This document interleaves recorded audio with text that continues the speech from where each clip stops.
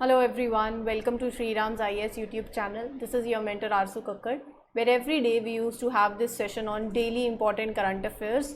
So यहाँ पर इस सेशन में 20th of May से एसोसिएटेड जो भी important articles हैं हम उन्हें कवर करेंगे in detail. So all you need to do is mark your attendance by liking this session. Don't forget to subscribe to Sri Ram's IAS YouTube channel also, ताकि जो भी important notifications होती हैं, updates होते हैं channel को session को लेकर वो आप तक पहुंचते जाएं.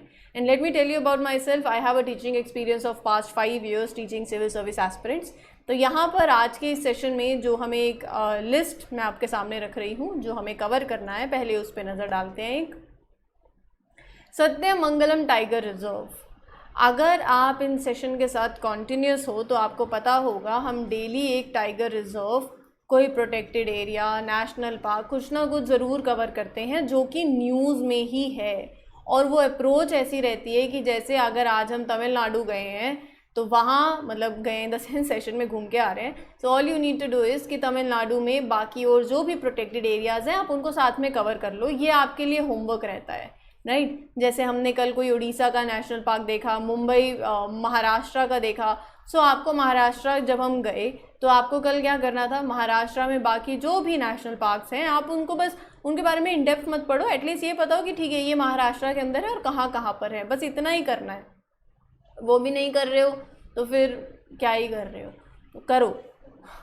अगला जो हम स्पीशीज़ पढ़ेंगे दैट इज़ फ्लाइंग गेको. ये न्यू स्पीशीज़ है, कहाँ पर पाई गई, क्या है, क्या इसके करेक्टरिस्टिक फीचर्स हैं, will talk about it. International organisation for migration, GS paper 2 से आप इसको लिंक कर सकते हो.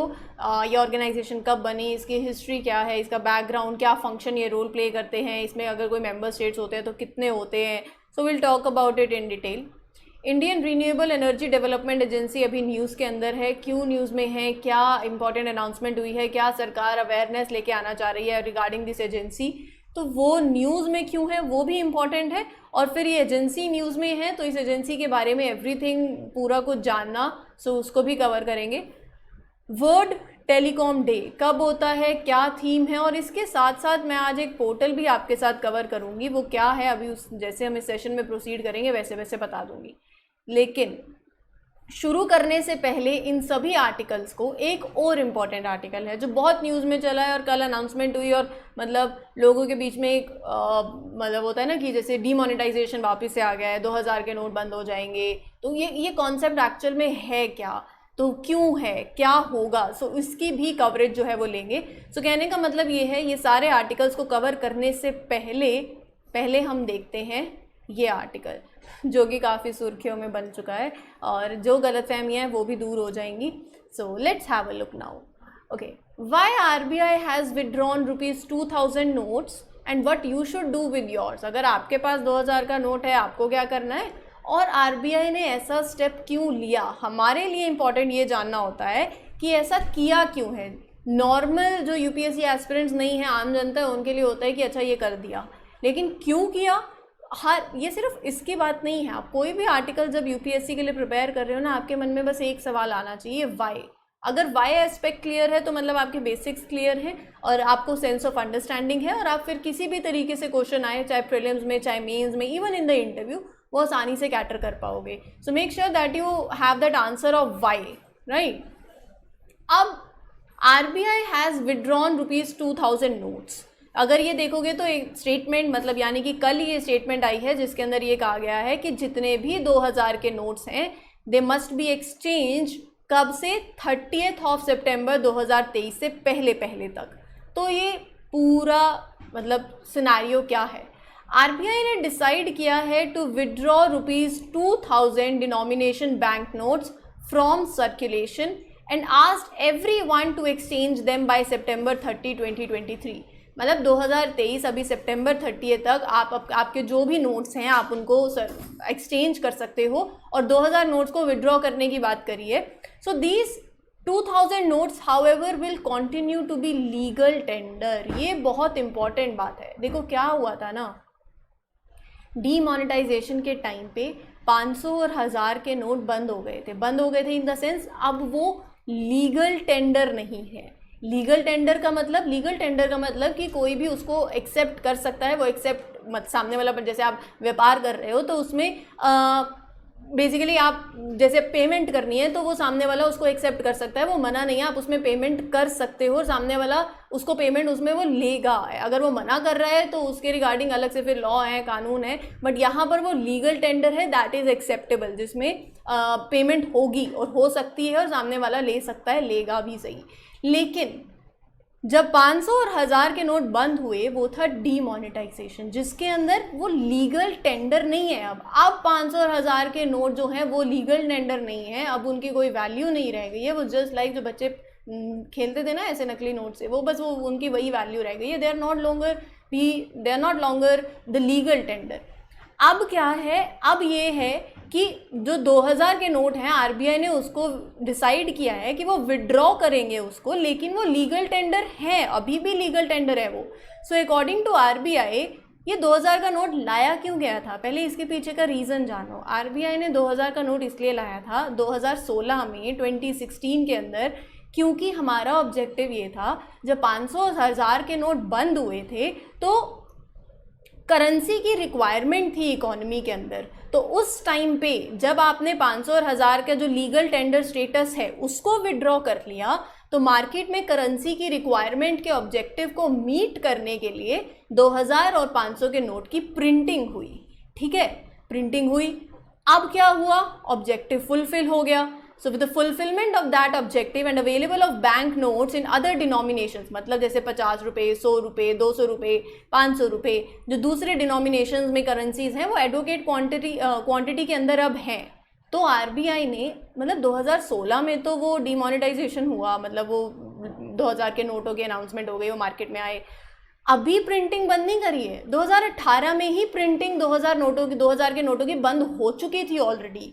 सो जो मेजॉरिटी ऑफ 2000 डिनोमिनेशन नोट्स थे दे वर इशूड प्रायर टू मार्च 2017, मतलब 2017-18 के टाइम पे ही प्रिंटिंग 2000 के नोटों की बंद कर दी थी, क्योंकि जो ऑब्जेक्टिव था वो पूरा हो चुका था। And currently at the end of their estimated life span 4 to 5 year, मतलब 4-5 साल का उनका लाइफ स्पैन रहा। सो आरबीआई ने ऑब्जर्व किया कि that this denomination is not commonly use for transactions के लिए 2000 के नोट, मतलब ये जो डिनोमिनेशन है जनरली ये ज़्यादा यूज़ नहीं हो रहा है।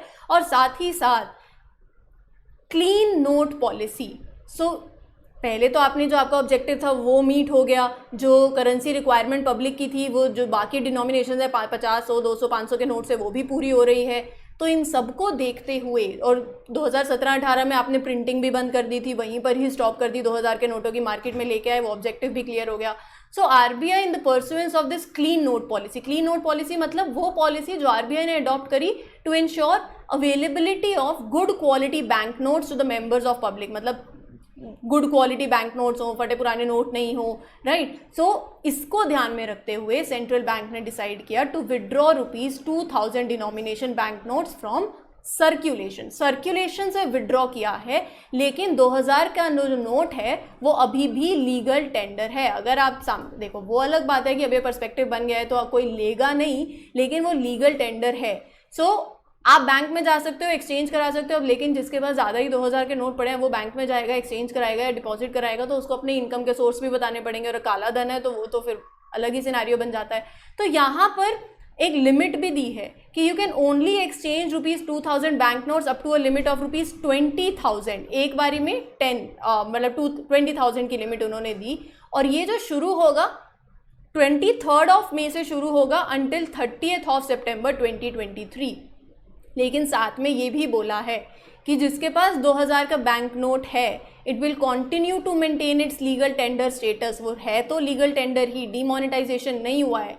Public can continue to use this 2000 bank notes for their transactions. They can receive them in the payment. लेकिन वो अलग बात है कि अब आपने बोल दिया है कि मार्केट में सर्कुलेशन से आप उसको विड्रॉ कर रहे हो तो एक्सचेंज कर सकते हो, तो कोई एक्सेप्ट नहीं करेगा। इन जनरल वो मन में वैसे विचारधारा बन जाती है ना, तो बस वही बात है। तो ये पूरा सिनेरियो था। आई होप आपको अब ये क्लियर हो गया है, कोई डाउट किसी तरीके का नहीं है। तो आप ये जो भी आपके मतलब घर के लोग हैं आप उनको भी अब क्लियर कर सकते हो, ठीक है। अगला जो आर्टिकल है that is Sathyamangalam tiger reserve. कहाँ पर है, क्यों पढ़ रहे हैं, let's talk about it. Just give me a minute.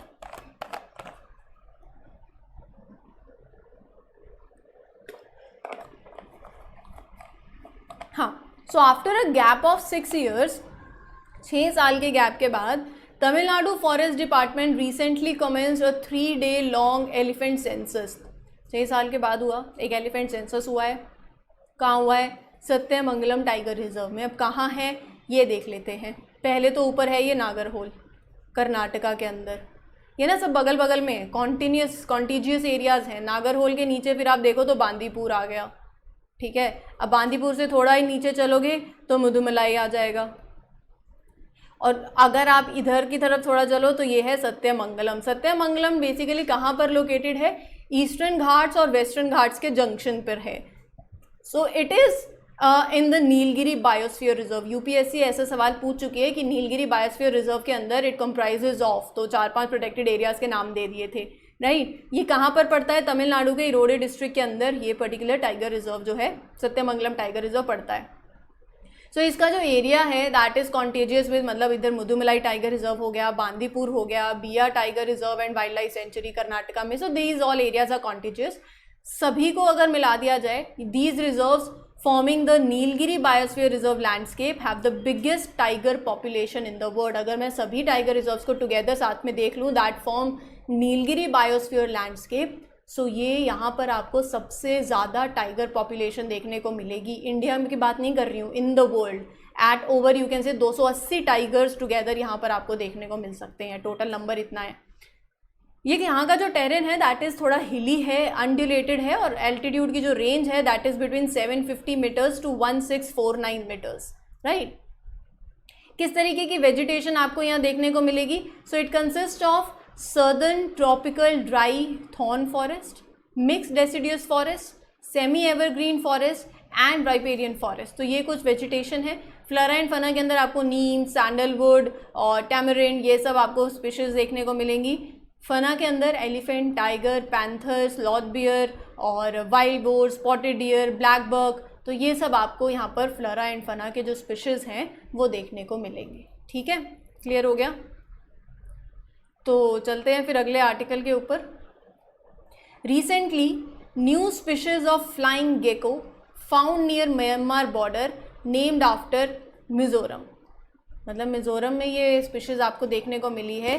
Flying gecko से मतलब ये नहीं है कि ये स्पीशीज़ उड़ती है, ये एक लिजर्ड आप देख सकते हो ये है, और it is recently discovered in Mizoram. तो नाम यहाँ से पड़ गया गेको मिजोरमेंसिस, मिज़ोरम से मिजोरमेंसिस, राइट। तो ये नाम है। 13 स्पीशीज़ देयर आर ऑफ, मतलब इसकी of them around the world, and they are found in South East Asia. Flying geckos मतलब फ्लाइंग नाम से ऐसे मत सोचना कि उड़ना जैसा कुछ भी रहता है। जो यूजुअली बेसिकली ये कहाँ पर होते हैं? ग्लाइड, ये ग्लाइड करती हैं, including basically they are arboreal creatures. Arboreal creatures मतलब वो होते हैं, दे प्राइमरली इनहैबिट ट्रीज में ये रहती हैं, एंड दे हैव रिमार्केबल, इनके पास एक एबिलिटी है to glide from one tree to another. Nocturnal है नेचर में, मतलब they have their heightened activity during the night, ठीक है। While they possesses webbed limbs and flat tails, it is important to note that they do not possess the capability to fly. So अगर आप इसका distribution देखना चाहें तो Bangladesh, Myanmar, Thailand, Cambodia along with अभी मिज़ोरम। सो इसीलिए ये स्पीशीज़ जो है न्यूज़ में आई। ठीक है, चलिए अगला आर्टिकल देख लेते हैं that talks about international organisation for migration. News में क्यों है? Amy Pope elected as the next director general of international organisation for migration. तो हमारे लिए ये ऑर्गेनाइजेशन के बारे में जानना इंपॉर्टेंट हो जाता है, थोड़ा सुन लोगे तो क्लियर हो जाएगा। इंटरनेशनल ऑर्गेनाइजेशन फॉर माइग्रेशन एक इम्पॉर्टेंट ऑर्गेनाइजेशन है जो फोकस करती है माइग्रेशन के ऊपर। अगर आपको याद हो तो मैंने पहले एक एडिटोरियल लिया है जिसमें मैंने आपको internal migration, external migration, disaster की वजह से लोग माइग्रेट होते हैं, जो लोग एक रिपोर्ट हमने कवर करी थी जो बात कर रही थी माइग्रेशंस की, जिसके अंदर मैंने ये बताया था कि कुछ जो है डिज़ास्टर होता है, इसकी वजह कहीं पर कोई डिज़ास्टर हो गया, कोई कैलामिटी हो गई, या कोई भी ऐसा पॉसिबल रीज़न जहाँ पर कंट्री के अंदर ही लोग from one state to other migrate कर रहे हैं, लाइक जैसे यूक्रेन में सिचुएशन बनी, और एक होती है एक्सटर्नल माइग्रेशन, जो लोग from one country to another country जब आ जाते हैं, it may be because of any, अगर उस कंट्री में कोई स्पेसिफिक इशू हो जाता है या फॉर अ बेटर लिविंग भी आ जाते हैं, जैसे कि हमने अफगानिस्तान का सिनारियो देखा, या जो रिफ्यूजीज माइग्रेट करते हैं फ्रॉम, वो एक्सटर्नल माइग्रेशन के अंदर आता है। तो कहने का मतलब ये है कि when people move from one place to another, उनको कोई फाइनेंशियल असिस्टेंस भी देनी पड़ सकती है। ओवरऑल उसके लिए एक ऑर्गेनाइजेशन है। ये ऑर्गेनाइजेशन आज की नहीं है, बहुत साल पहले ये बन गई थी। क्यों बनी थी वो भी बताती हूँ। So international organisation for migration एक इम्पॉर्टेंट ऑर्गेनाइजेशन है माइग्रेशन को लेके, जो 1951 में, आप देख रहे हो माइग्रेशन के लिए, ये उन लोगों को हेल्प करने के लिए या उनको असिस्टेंस देने के लिए जो माइग्रेट हुए, 1951 में ये ऑर्गेनाइजेशन इस्टेब्लिश कर दी गई थी। क्यों हुई थी, इसके क्रिएशन के पीछे बैकग्राउंड क्या था? सेकेंड वर्ल्ड वॉर हुआ और बहुत सारा क्योस हुआ, people were displaced, so which means लोगों को अपने घर छोड़ के कहीं दूसरी जगहों पर रहना पड़ा, and they find new places to live.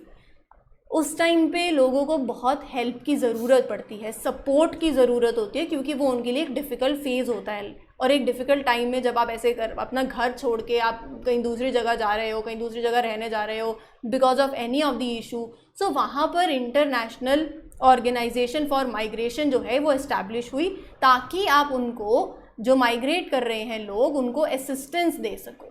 सो 1951 में बिकॉज ऑफ दी जो सेकेंड वर्ल्ड वॉर के बाद जो सब हुआ, तो दैट इज़ वाई यहाँ पर 1951 के अंदर ये ऑर्गेनाइजेशन बनी। ये एक इंटर गवर्नमेंटल ऑर्गेनाइजेशन है। So it works with different governments and organisations to manage the migration. So they do this by providing assistance and support to the people. 1992 में, ये ईयर थोड़े याद में रखना, 1951 में ये बनी।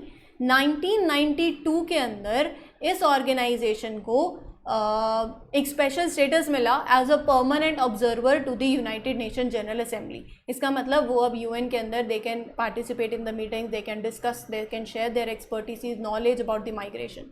1996 में, 1996, सो 1996 में IOM signed an agreement with the UN, किस लिए? To work together and cooperate on migration related issues. So overall अब आपको इंटरनेशनल ऑर्गेनाइजेशन फॉर माइग्रेशन के बारे में बातें क्लियर हो ही गई होंगी कि कैसी ऑर्गेनाइजेशन है, जो लोग माइग्रेट करते हैं उनको हेल्प करने के लिए 1951 में they have been working since then. So इसके अंदर 175 मेंबर स्टेट्स हैं, 175, and a further 8 states holding observer status and offices in over 100 countries.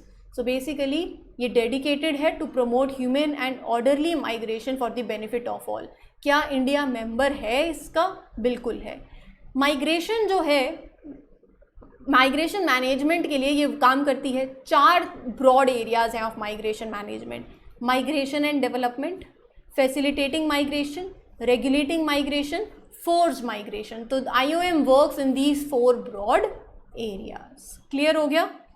देखो, कोई भी डाउट होता है आप कमेंट सेक्शन में पूछ सकते हो, मैं उसको अगले लेक्चर के अंदर आगे प्रोसीड कर सकती हूँ और आपके सारे डाउट्स रिजॉल्व भी हो जाते हैं। और कमेंट सेक्शन में आप अपने इन सेशन को लेके फीडबैक भी दे सकते हो, राइट? और you can mark your attendance also by liking this session. अगर सेशन अच्छे लगते हैं so do mark your attendance, ठीक है? हाँ जी, अगला आर्टिकल है कि finance ministry recently invited bids to select an advertising agency for listing and partial disinvestment in the Indian Renewable Energy Development Agency। So news भी अपने आप में ये इम्पॉर्टेंट हो जाती है। एडवर्टाइजिंग कंपनीज क्या करती हैं, सबको पता है, एडवर्टाइजमेंट क्रिएट करती हैं और they are specialised in creating advertisements, messages, commercials जो हम टीवी में देखते हैं, न्यूज़पेपर में देखते हैं। तो यहाँ पर क्या हुआ है, फाइनेंस मिनिस्ट्री जो है, they want to go for the advertisement of Indian Renewable Energy Development Agency। इसके बारे में अभी बताती हूँ अच्छे से। सो पहले तो ये छोटी सी बात तो भी अगर फॉर अ रेफरेंस अभी जान लो कि एक एजेंसी है, मतलब एक ऑर्गेनाइजेशन है जो फोकस करती है on developing renewable sources of energy, wind, solar power, right? Environment को और पोल्यूशन ना हो, इन सब के लिए। न्यूज़ में ये है कि फाइनेंस मिनिस्ट्री क्या करना चाहती है, finance ministry wants to list and do partial disinvestment in IREDA। तो जो भी इन्वेस्टर्स अट्रैक्टेड हैं इस तरफ, जो इन्वेस्ट करना चाहते हैं यहाँ पर, तो उनको ये अवेयरनेस लाने के लिए कि फाइनेंस मिनिस्ट्री अब यहाँ पर they are choosing this best possible way कि एक एडवर्टाइजमेंट एजेंसी की तरीके से वो प्रमोट कर सके, इन्वेस्टर्स को बता सके कि जो मिनिस्ट्री है they are coming up with the listing and disinvestment of IREDA। तो जो भी अगर इंटरेस्टेड है in buying the shares of IREDA, तो वहाँ तक ये अवेयरनेस हो जाए, इसीलिए they are going with the for a bidding, they are inviting bids to select an advertising agency जो इसकी एडवर्टाइजमेंट कर पाए। अब IREDA के बारे में जान लेते हैं। IREDA बेसिकली क्या है? IREDA stands for Indian renewable energy development agency. जो रिन्यूएबल एनर्जी आज हम बात करते हैं ना, विंड, सोलर पावर, जहाँ पर हम बात करते हैं रिन्यूएबल सोर्सेज ऑफ एनर्जी, तो वहीं पर ये उनको सपोर्ट करती है, उनके प्रोजेक्ट्स को that are related to renewable energy उनको फाइनेंस करती है। सो IREDA एक स्पेशल ऑर्गेनाइजेशन है, बहुत मतलब 1981 में, आप ये देखो 1981 के अंदर ये एस्टैब्लिश हुई थी as a public limited government company, मतलब एक कंपनी जो सरकार के द्वारा ओन थी। So IREDA is non banking financial institution, एक नॉन बैंकिंग फाइनेंस एजेंसी है। इसका मतलब it is like a bank but it focuses on providing financial assistance and support वो प्रोजेक्ट्स को that are related to renewable energy. IREDA एक public financial institution भी है under the companies act 1956, right, section 4A, ये आप देख सकते हो। सो ये सब बातें जो है that are regarding this agency, मतलब they have the special status, they can have certain rules and regulations that they need to follow. It is also registered as a NBFC with the RBI। Overall IREDA का purpose क्या है? Development और to promote, develop and provide financial assistance, किसको? उन projects को setup करने के लिए जो कि हैं that are related to new and renewable source of energy. Sorted है? क्लियर हो गया? तो basically they give financial support to those projects and schemes to maintain its position as a leading organization to provide efficient and effective financing. और अभी क्यों news के अंदर है? क्योंकि जो इन्वेस्टर्स वो आर अट्रैक्टेड इन इन्वेस्टिंग और जो इस पर्टिकुलर प्रोजेक्ट में इन्वेस्ट करना चाहते हैं, तो वहाँ पर उनको बताया जा सके कि Indian government is basically coming up with listing and partial disinvestment of IREDA। So they want to make sure कि इन्वेस्टर्स अट्रैक्ट हो एंड मेक पीपल अवेयर अबाउट, उनके पास एक अपॉर्चुनिटी है कि वो इन्वेस्ट कर सकें, वो भी रिन्यूएबल एनर्जी के अंदर, right. So this was the case. Okay, so next in news is your world telecom day. क्या है वर्ड, मतलब क्या है तो सबको ही पता है, लेकिन कब होता है? 17th of May 2023 is commemorated as World Telecom Day, celebrating the advancement and achievements in the telecommunication sector। थोड़ा सा इस पे रोशनी डालते हैं। सो वर्ल्ड टेलीकम्युनिकेशन डे, ये देखो 1969 से it is being celebrated annually, हर साल हो रहा है। It marks the founding of a very important organisation जिसको आप बोलते हो ITU, international telecommunication union, and signing of the convention that is first international telegraph convention 1865। So overall ITU सबको पता होगा, जिनको नहीं पता तो बता देते हैं, मतलब नाम से ही पता चल रहा है एक ऐसी ऑर्गेनाइजेशन है जो काम करती है to make sure that telecommunication, which means communication जब आप बात करते हो मतलब ओवर अ लॉन्ग डिस्टेंस वो फेयर तरीके से ऑर्गेनाइज वे के अंदर हो। So it help countries around the world to work together, set rules for like internet connections and other forms of communication, right? So it is basically, this day is celebrated to make people aware of the importance of telecommunication, right? अब इसकी बात कर ही रहे हैं तो मैं आपके साथ एक आर्टिकल इन द सेंस एक पोर्टल के बारे में शेयर करना चाहती हूँ, that is just a second. हाँ, पहले ना उससे पहले थीम देख लो। थीम क्या है? Empowering the least developed countries through information and communication technology, ये है थीम। संचार साथी पोर्टल, ये कैसा पोर्टल है? पहले तो ये किसने डेवलप किया है वो देख लो। Developed by centre for development of telematics under the department of telecommunication, right. So objective क्या है? जब ये ऐसा होता है ना कि फ्रॉडुलेंट एक्टिविटीज़ हो सकती है इन दी टेलीकॉम सेक्टर, आपने सिम खरीदा या उस टाइम पे कोई इशू हो जाता है, या फिर ऐसा कुछ हो सकता है कि कोई आपकी आईडी पे कोई नंबर खरीद ले और आपको पता भी नहीं चलता। तो there are various just a minute.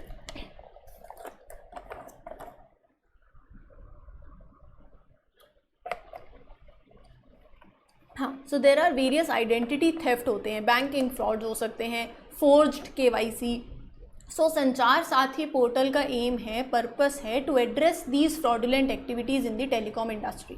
सो ये पोर्टल जो है यूजर्स को एक platform it provides with a secure and trustworthy telecommunication experience. So reforms that were introduce, मैं आपके सामने 2-3 रिफॉर्म्स के नाम लिख रही हूँ, फिर इसके बारे में डिस्कस भी कर लेंगे। CEIR, no your mobile connection, right, और एक और है that is ASTR, that's goes for artificial intelligence and facial recognition powered solution for telecom SIM subscriber verification. पहला है CEIR, इसके बारे में बात कर लेते हैं। Central equipment identity register that is implemented, ये क्या होता है, जब मोबाइल चोरी हो जाता है या लॉस्ट हो जाता है, so it is implemented to block the stolen और लॉस्ट मोबाइल फ़ोन्स। तो यूज़र्स अपना IMEI नंबर जो है वो सबमिट करते हैं।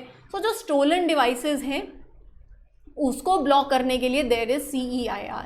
फिर उसके बाद आपने मोबाइल कनेक्शंस आपके नाम पे जो रजिस्टर्ड है, it allow users to check that, आप आइडेंटिफाई कर सकते हो कोई फ्रॉडुलेंट कनेक्शन तो नहीं है, then there is no your mobile connection.